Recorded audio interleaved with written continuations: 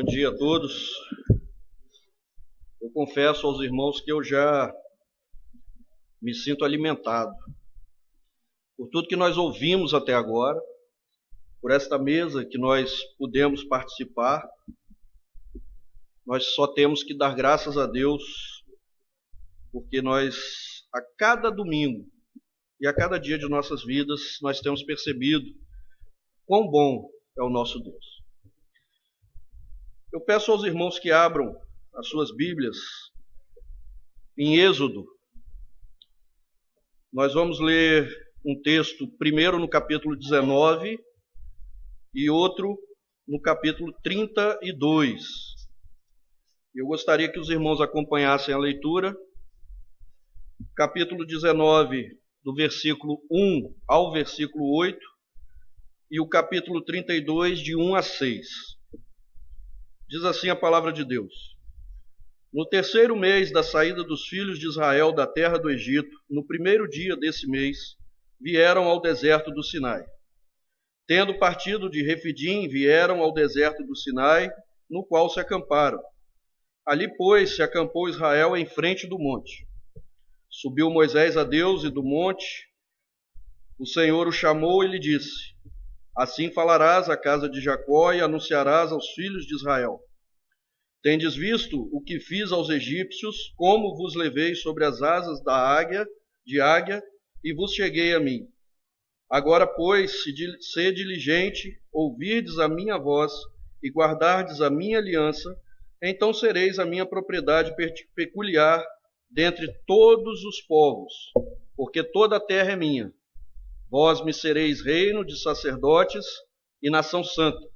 São estas as palavras que falarás aos filhos de Israel.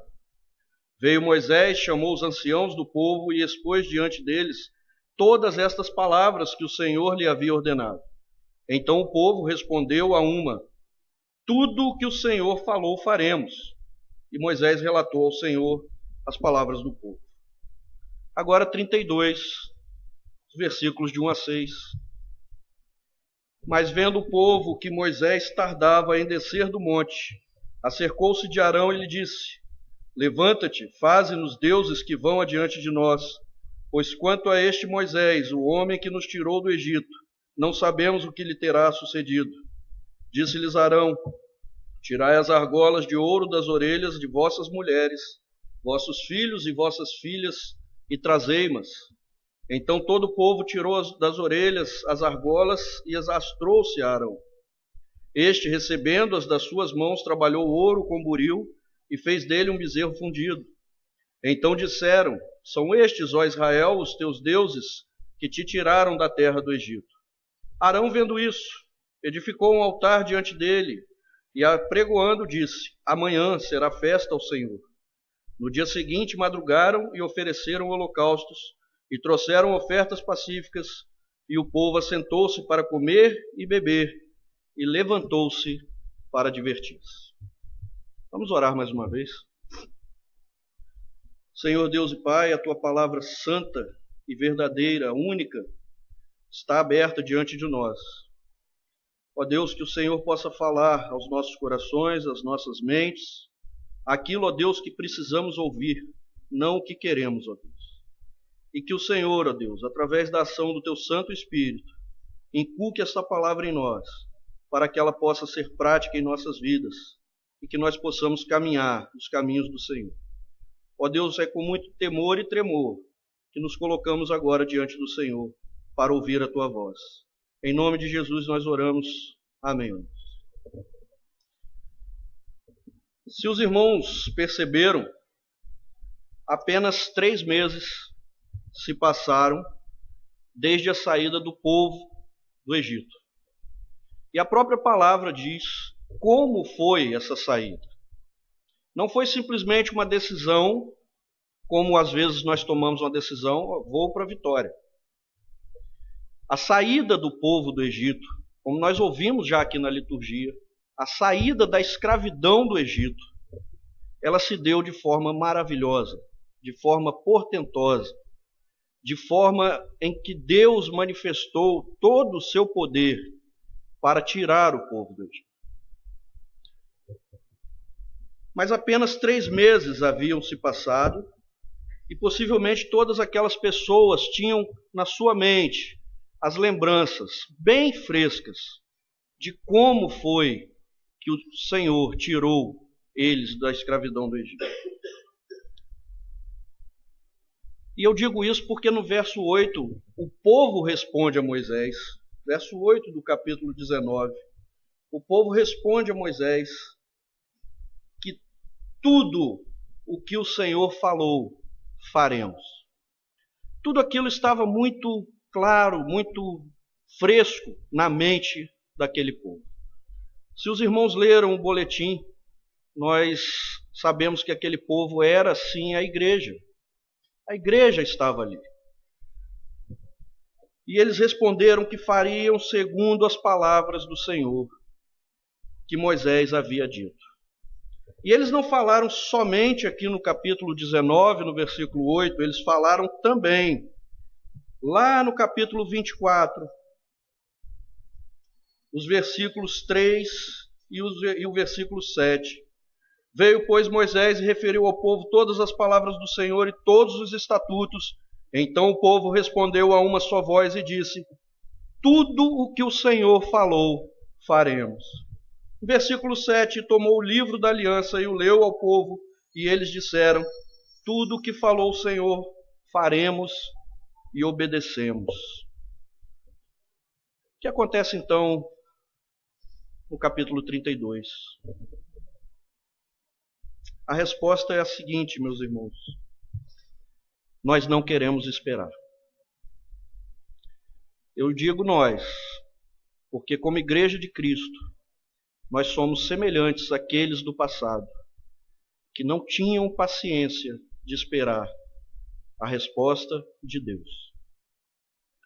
Depois de 3 meses, em que Deus fez maravilhas no meio do povo, que livrou o povo de forma maravilhosa, portentosa, da escravidão, Moisés agora está no monte recebendo do Senhor os mandamentos, como nós temos visto, capítulo 20 de Êxodo, os mandamentos do Senhor, todos os estatutos e juízos do Senhor, Moisés está recebendo. E nesse mesmo momento em que Moisés está recebendo os mandamentos do Senhor, o povo os está quebrando. O povo que ficou embaixo do monte, no mesmo momento que Moisés está recebendo as instruções do Senhor, os mandamentos do Senhor, este povo está quebrando estes mandamentos. Nós prometemos, irmãos, que faremos segundo a palavra de Deus. Nós prometemos que obedeceremos essa palavra. Mas quando os nossos planos ou as nossas satisfações demoram a acontecer, muitas vezes nós tomamos caminhos que não agradam ao Senhor. Muitas vezes nós colocamos deuses que vão adiante de nós, no lugar do único Deus que é digno de toda a nossa adoração, o Deus verdadeiro, o Deus de Israel, o nosso Deus. Eu me lembro que há pouquíssimo tempo nós tivemos aqui pastor Vitor Ximenes falando exatamente sobre idolatria, falando exatamente dos ídolos que nós colocamos no nosso coração em substituição a Deus, muitas vezes. Eu estive em Vitória a última vez, também há pouco tempo, e ouvi também pastor Paulo Brasil falando sobre esse assunto. Nós temos ouvido isto aqui na igreja de Ponta da Areia com o nosso pastor, reverendo Oreb. Não é um assunto novo, não é um assunto que nós não temos conhecimento, mas é um assunto que nós devemos repetir todas as vezes que tivermos oportunidade, porque é algo que nos assedia, e nos assedia fortemente. Então, meus irmãos, nós estamos aqui para falar, mais uma vez, sobre idolatria. A idolatria, meus irmãos, é um pecado que desvirtua a nossa adoração.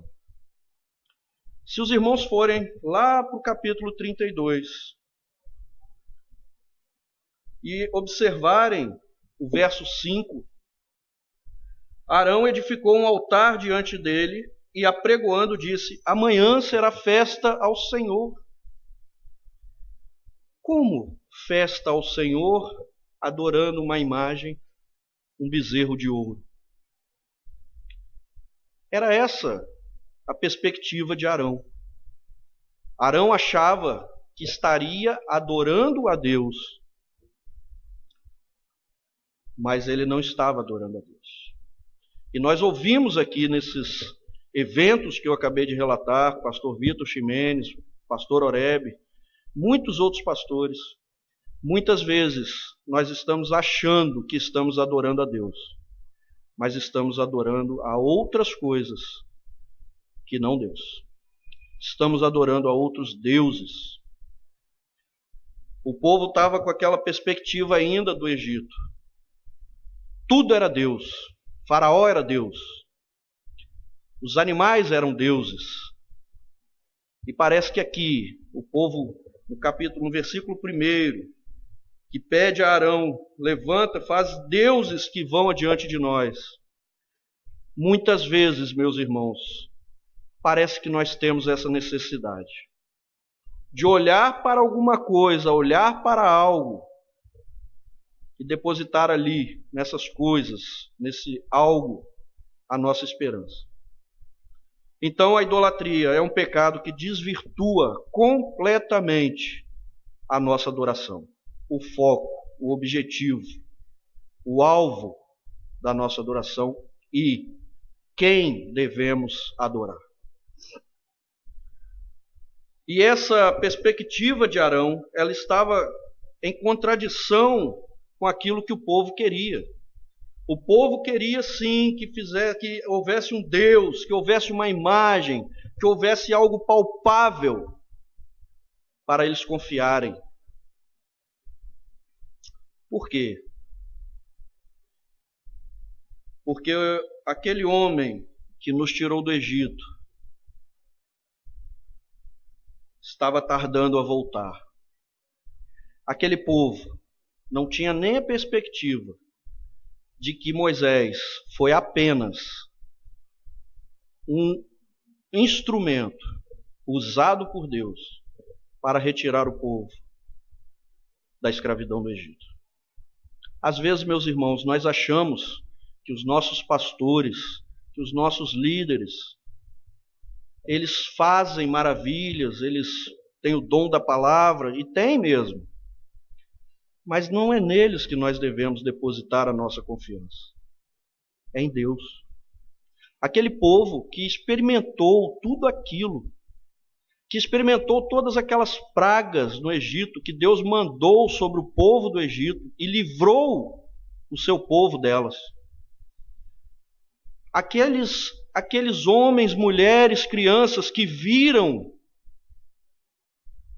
os primogênitos do Egito serem mortos e os seus primogênitos serem libertos, serem livrados.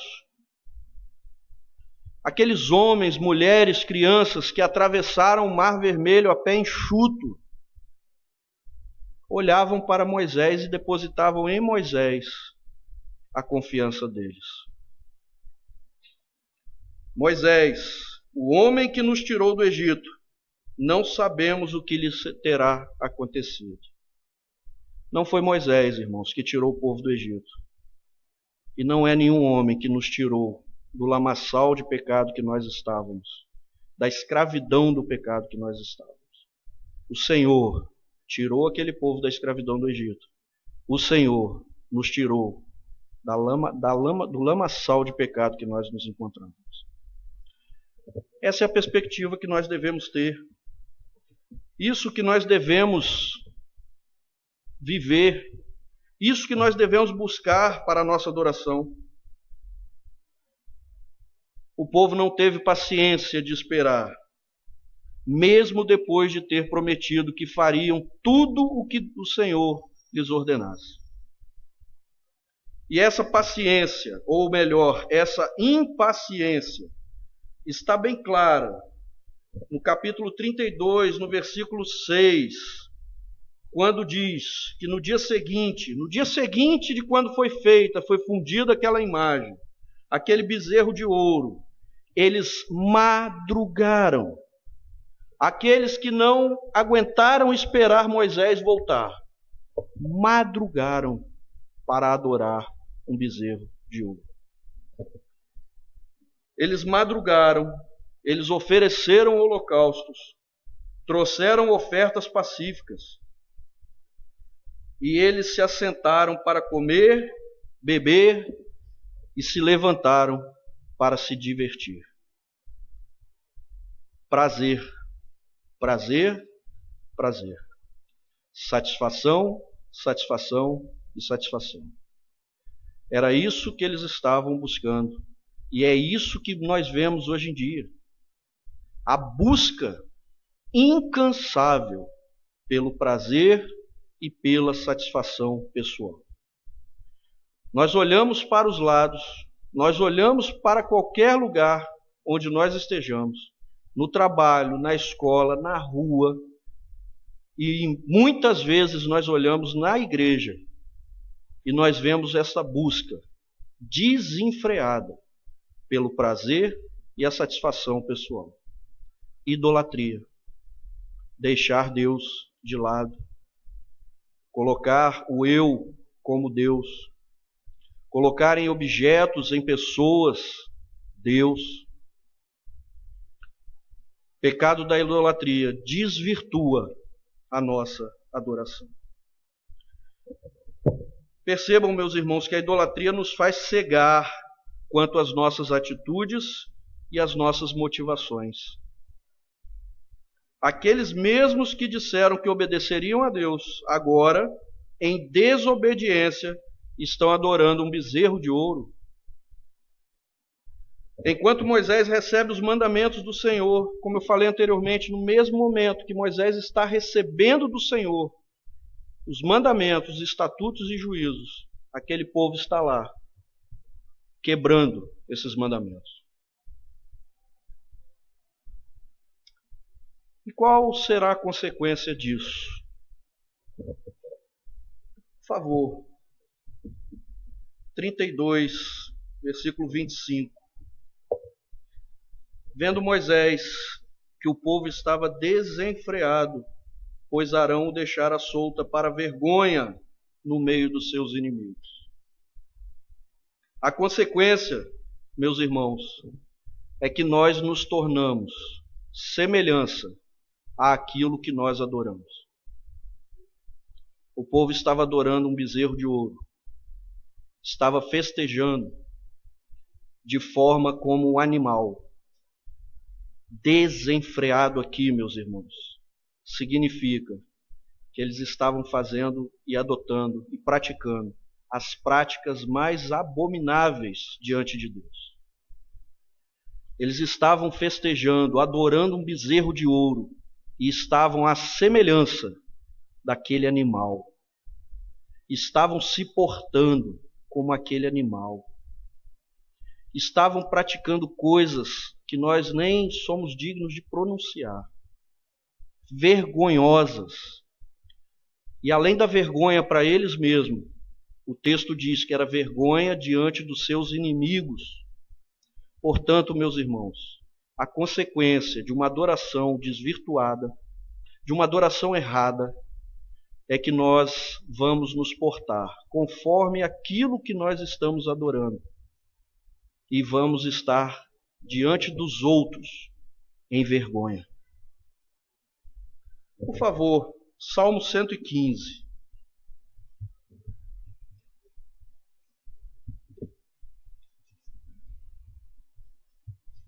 Salmo 115, muito conhecido de todos nós.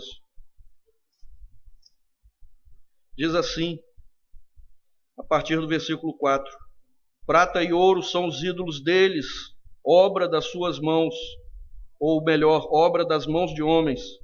Tem boca e não falam, tem olhos e não veem, tem ouvidos e não ouvem, tem nariz e não cheiram, suas mãos não apalpam, seus pés não andam, som nenhum lhe sai da garganta. Tornem-se semelhantes a eles, os que os fazem e quantos neles confiam. É impossível para pessoas que adoram imagens, objetos ou coisas inanimadas quaisquer ouvir a palavra de Deus, porque têm ouvidos, mas não ouvem. É impossível para essas pessoas pregar a palavra de Deus, porque têm boca, mas não falam. É impossível para essas pessoas caminhar os caminhos do Senhor, porque têm pés e pernas, mas não andam. Porque os homens se tornam semelhança do objeto de sua adoração. Homens que adoram imagens, homens que adoram objetos, homens que adoram até mesmo pessoas, vão se tornar semelhantes a este objeto de adoração. Para corroborar com este texto, nós temos ainda o Salmo 135. E temos também Apocalipse 9:20. Mas eu vou ler apenas o Salmo 135, a partir do versículo 15, que diz assim: Os ídolos das nações são prata e ouro, obra das mãos dos homens. Têm boca e não falam, têm olhos e não veem, têm ouvidos e não ouvem, pois não há alento de vida em sua boca. Como eles se tornam os que os fazem e todos os que neles confiam.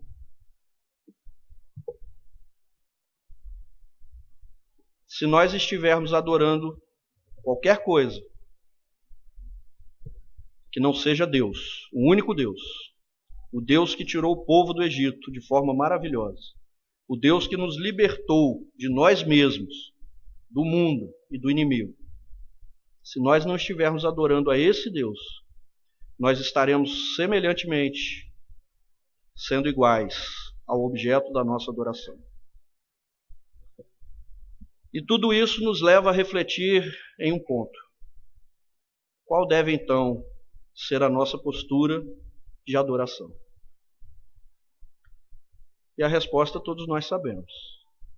E por mais óbvio que ela seja, por mais óbvia que seja essa resposta, eu gostaria de exemplificar com o texto bíblico, numa atitude em que aquele homem, instrumento de Deus, Moisés, ele realiza no capítulo 33, a partir do versículo 17. Diz assim a palavra de Deus: E o exemplo para nós é este. Disse o Senhor a Moisés: Farei também isto que disseste, porque achaste graça aos meus olhos, e eu te conheço pelo teu nome. Então ele disse: Rogo-te que me mostres a tua glória. O desejo de todo crente deve ser este. Nós devemos orar a Deus para que a glória do Senhor seja apresentada a nós. Este desejo de Moisés deve ser o nosso desejo. Respondeu-lhe: Farei passar toda a minha bondade diante de ti, e te proclamarei o nome do Senhor. Terei misericórdia de quem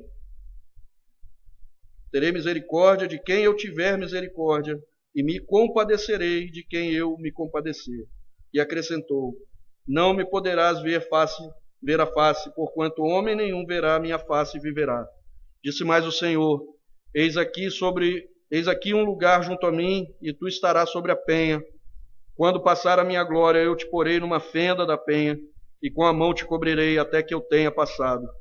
Depois, em tirando a mão, tu me verás pelas costas, mas a minha face não se verá. Pastor Oreb falou aqui na liturgia de como o povo se achegou diante do monte, como Deus se apresentava em fogo consumidor, de modo que o povo temia e tremia. E esse Deus, que é o mesmo Deus hoje, ainda é fogo consumidor. E nós devemos temer a Deus, sim. mas o desejo de cada servo do Senhor, de cada crente, de cada cristão, semelhante a este de Moisés, é ansiar pela glória do Senhor. Como Deus diz aqui, não podemos ver a face do Senhor, porque se vermos a face do Senhor, nós morreremos. Mas perceba que Deus admite a Moisés que Moisés visse apenas, se é que nós podemos dizer apenas, a bondade do Senhor. Veja, um atributo da maravilhosa glória de Deus. Um atributo Moisés viu. Versículo 19: farei passar toda a minha bondade diante de ti. Nós devemos, irmãos, ansiar pela glória de Deus.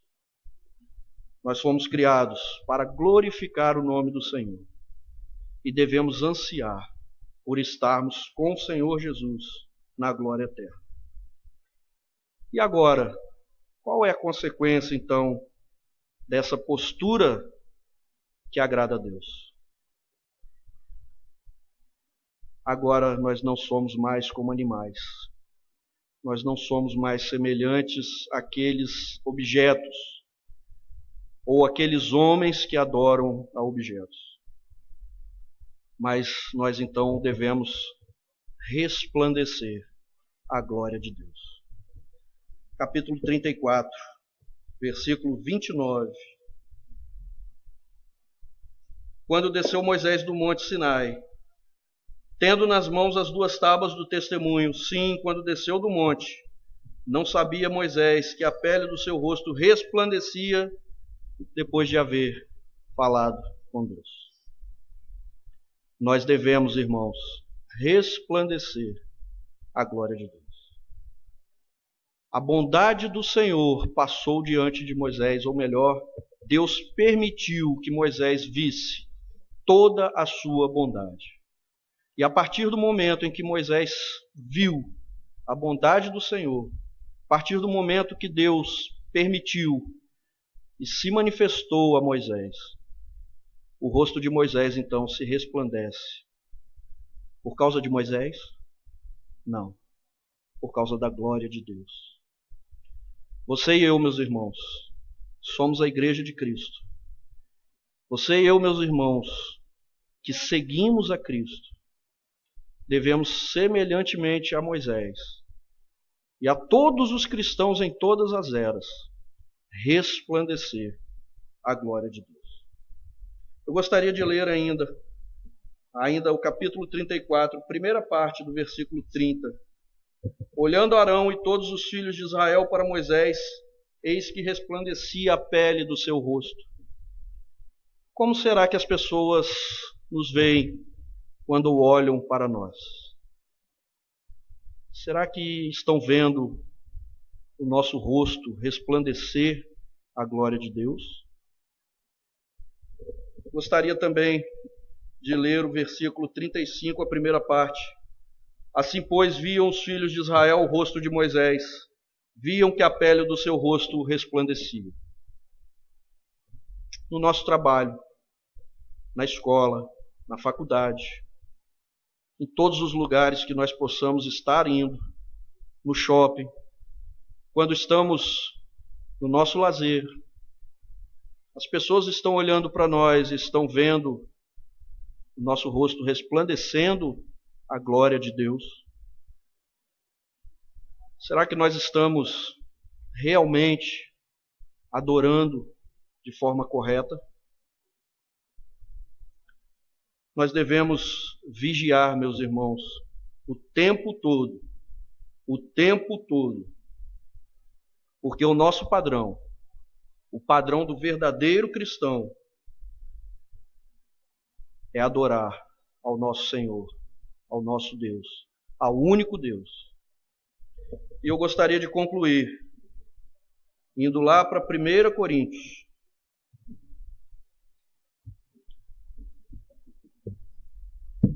capítulo 11, E antes do capítulo 11, eu gostaria de ler 10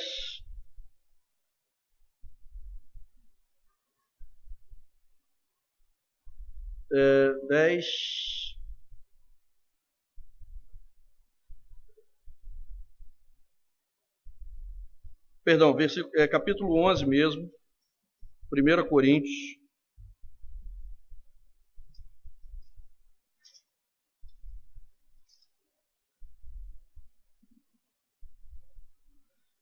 Dez 31, depois 11 primeiro.